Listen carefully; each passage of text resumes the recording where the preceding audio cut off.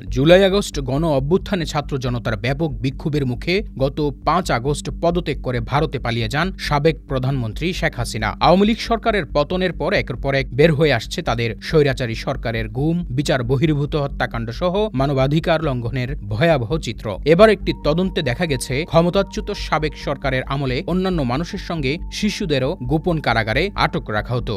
সেখানে চলত নির্যাতন, এমনকি জিজ্ঞাসাবাদের সময় চাপ সৃষ্টির জন্য শিশুদের ব্যবহার করা হতো, যার মধ্যে শিশুকে মায়ের দুধ পান করতে দিতে অস্বীকার করার ঘটনাও রয়েছে। মঙ্গলবার ২১ জানুয়ারি এক প্রতিবেদনে এই তথ্য জানিয়েছে তুরস্কের সংবাদ মাধ্যম টিআরটি ওয়ার্ল্ড। সংবাদ মাধ্যমটি বলছে, বাংলাদেশের গোপন আটক কেন্দ্রে বন্দী শত শত লোকের মধ্যে বেশ কয়েকটি শিশুও ছিল বলে জানিয়েছে বর্তমান ক্ষমতাচ্যুত প্রধানমন্ত্রী শেখ হাসিনার আমলে জোরপূর্বক গুমের তদন্তকারী একটি কমিশন। জোরপূর্বক গুমের তদন্তকারী এই কমিশন মঙ্গলবার তার প্রাথমিক প্রতিবেদনে বলেছে, অন্তত অর্ধ ডজন শিশু তাদের মায়ের সাথে মাসের পর মাস জেলের ভেতরে কাটিয়েছে।